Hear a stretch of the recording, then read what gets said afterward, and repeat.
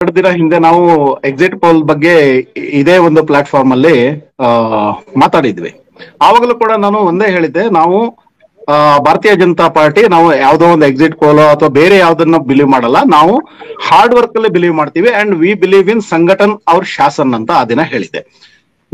ಇದು ದೆಹಲಿಯಲ್ಲೂ ಕೂಡ ನಾವು ಈ ಬಾರಿ ನಮ್ಮ ಸಂಘಟನೆಯನ್ನ ಬಹಳ ಉತ್ತಮವಾಗಿ ಆಕ್ಟಿವ್ ಇಟ್ಟು ಕೆಲಸವನ್ನ ಮಾಡುವಂತ ಕೆಲಸವನ್ನ ಮಾಡಿದೀವಿ. ಹಾಗೂ ನಮ್ಮ ಭಾರತೀಯ ಜನತಾ ಪಾರ್ಟಿಯ ಸನ್ಮಾನ್ಯ ಪ್ರಧಾನಮಂತ್ರಿಗಳಾದಂತ ನರೇಂದ್ರ ಮೋದಿ ಅವರ ಮೇಲೆ ಈ ದೇಶದ ಜನರಿಗಿರುವಂತ ಒಂದು ಭರವಸೆ, ಅದು ದೆಹಲಿಯಲ್ಲೂ ಕೂಡ ಒಂದು ಪ್ರತಿಫಲನ ಆಗಿದೆ.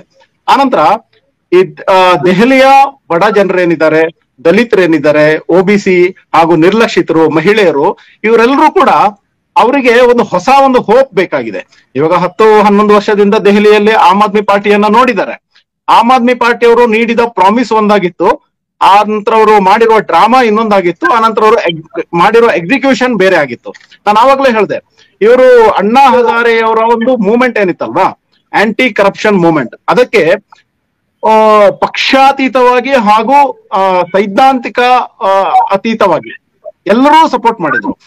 ಆದ್ರೆ ಕೇಜ್ರಿವಾಲ್ ಅವರು ಹಾಗೂ ಅವರ ಟೀಮ್ ಏನಿದೆ, ಅವರು ಒಳಗಡೆ ನುಸುಳ್ಕೊಂಡು ಆ ನಂತರ ಆ ಒಂದು ಹೋಲ್ ಮೂವ್ಮೆಂಟ್ ಅನ್ನ ಹೈಜಾಕ್ ಮಾಡಿ ಒಂದು ಪೊಲಿಟಿಕಲ್ ಪಾರ್ಟಿಯನ್ನ ಕಟ್ತಾರೆ. ಪೊಲಿಟಿಕಲ್ ಪಾರ್ಟಿ ಕಟ್ಟಿ ಏನ್ ಮಾಡ್ತಾರೆ, ಅವ್ರು ಹೇಳ್ತಾರೆ ನಾವು ಕರಪ್ಷನ್ ವಿರುದ್ಧ ಹೋರಾಡ್ತೀವಿ, ಕರಪ್ಷನ್ ಅನ್ನ ಸಾಫ್ ಮಾಡ್ತೀವಿ ಅಂತ ಹೇಳ್ಕೊಂಡು ಬ್ರೂಮ್ ಅನ್ನ ಅವರ ಒಂದು ಸಿಂಬಲ್ ಆಗಿರ್ತಾರೆ. ಅದೆಲ್ಲ ಬಾರಿ ಬ್ರ್ಯಾಂಡಿಂಗ್ ಅನ್ನ ಬಹಳ ಚೆನ್ನಾಗಿ ಮಾಡಿದ್ದಾರೆ. ಆದರೆ ಅವ್ರು ಮಾಡಿರೋದೇನು, ಕರಪ್ಷನ್ ವಿರುದ್ಧ ಹೋರಾಟ ಅಂತ ಹೇಳಿ ಬಂದವರು, ಐ ಥಿಂಕ್ ದೇಶದ ಇತಿಹಾಸದಲ್ಲಿ ಅತಿ ಕಡಿಮೆ ಟೈಮ್ ಅಲ್ಲಿ ಅತಿ ಹೆಚ್ಚು ಕರಪ್ಷನ್ ಮಾಡಿದ್ದು ಯಾರಾದ್ರೂ ಇದ್ರೆ ಅದು AK ಅಂಡ್ ಕಂಪನಿ ಹಾಗೂ AK ಅಂಡ್ ಕಂಪನಿ ಅವರ ಡ್ರಾಮಾ ಕಂಪನಿ ಅಂತ ಹೇಳಲಿಕ್ಕೆ ಬಯಸ್ತೀನಿ. ಅಬಕಾರಿ ನೀತಿಯ ಹಗರಣ, ಅದು 800 ಕೋಟಿ ಮೇಲೆ ಅಂತ ಹೇಳ್ತಾರೆ. ಶೀಶ್ ಮಹಲ್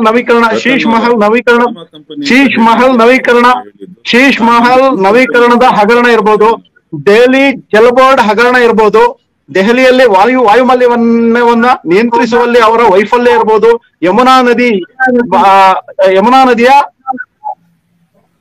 ನದಿಯ ಮಾಲಿನ್ಯವನ್ನ ನಿಯಂತ್ರಿಸುವಲ್ಲಿ ಅವರ ವೈಫಲ್ಯ ಇರ್ಬೋದು. ಇದೆಲ್ಲವೂ ಕೂಡ ಇವರ ಒಂದು ಡ್ರಾಮಾ, ಹೇಳೋದೊಂದು ಮಾಡೋದೊಂದು ಅನ್ನುವಂಥದ್ದು ದೆಹಲಿಯ ಜನರಿಗೆ ಅವರಿಗೆ ಗೊತ್ತಾಗಿ ಹೋಗಿದೆ.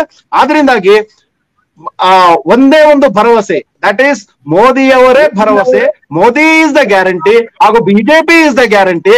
ಆದ್ರಿಂದಾಗಿ ಭಾರತೀಯ ಜನತಾ ಪಾರ್ಟಿಗೆ ಹರಸುವಂತ ಕೆಲಸವನ್ನ ದೆಹಲಿಯ ಜನತೆ ಮಾಡಿದ್ದಾರೆ.